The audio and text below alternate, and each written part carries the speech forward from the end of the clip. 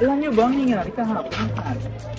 Ano yung nangyaring alitan sa bahay nila Kapitan Tiago sa pagitan ni Padre Damaso at Crisostomo Ibarra? Totoo, sabi ng isang aking taong nakapanayam kanina lamang. Sabi ng iba, mauna daw si Crisostomo Ibarra. Pero ang sabi naman ng iba ay nauna daw si Padre Damaso. Kung kaya't nagkaroon ng kaguluhan sa araw na ito.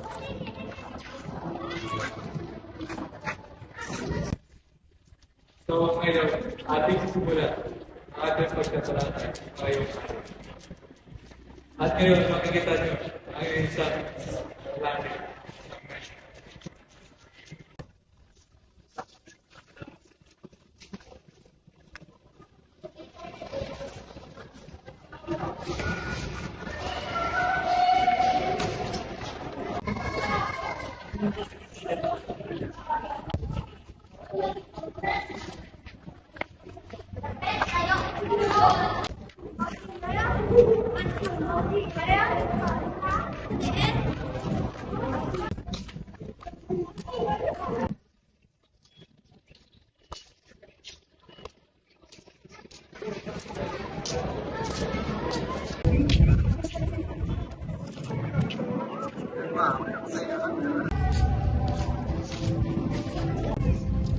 Ano ba yan?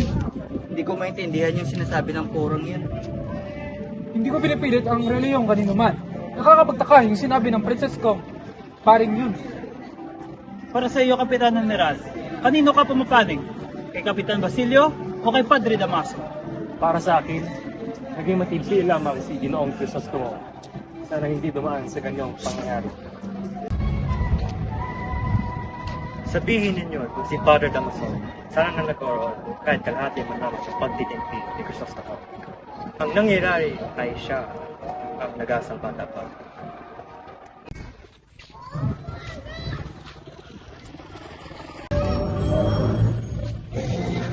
Walang makapigil si Crisostomo Ibarra sapagkat wala itong kinatatakutang sarili at walang naglakas ng loob para awatin siya maliban sa anak ni Kapitan Tiago. Iyan ba ang paniniwalaan niyo?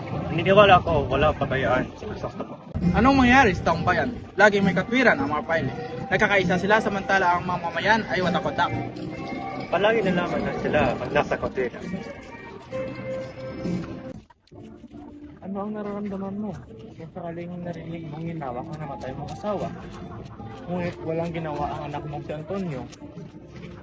Hindi ko siya bibindisyonan. Hindi mo yun kayang gawin sa iyong anak.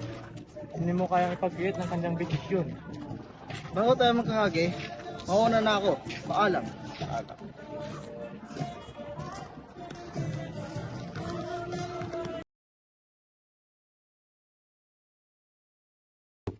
Ako muna ay sasaglit sa kumbento. Bantayan mo muna si Maria Clara at Isabel.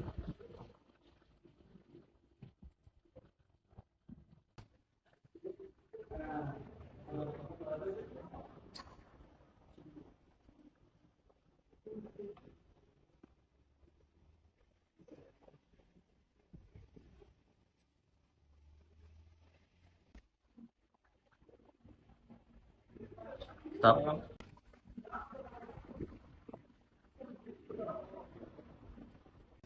Wala namang nangyari masama kay Padre Damaso eh. Nahimatay lang siya. Sige, tahan na, anak. Tama na ang pag-iyak aking kaibigan at ako na ang gagawa ng paraan upang makipagkita ka.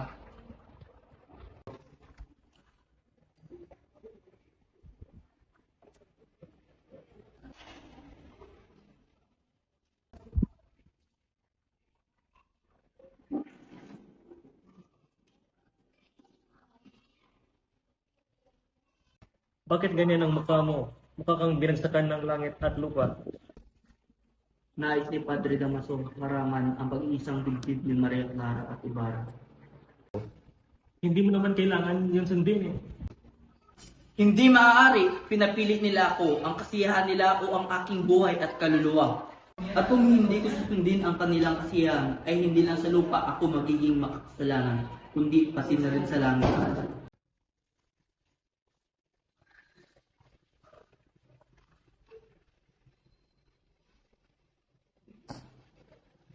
Isa pa sa sinabi niya, Nais niyang ipakilala ang kanyang kamag-anak na mula sa Europa. Huwag ka nang umiyak anak dahil sabi ng kura ay mas higit na bagay siya sa iyo. Kung hindi ka nakalang Tiago, ano bang naisip mo para sabihin yan? Sa tingin mo ba parang damit lang ni Maria ang pagpapalit ng nobyo? Hindi ko ito ginusto, Isabel. Wala na akong magagawa kung ako'y susuway. Ako'y magiging ekskomunikado.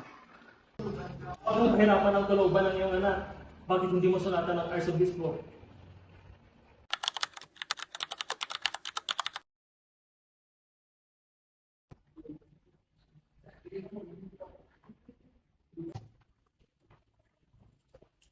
Na.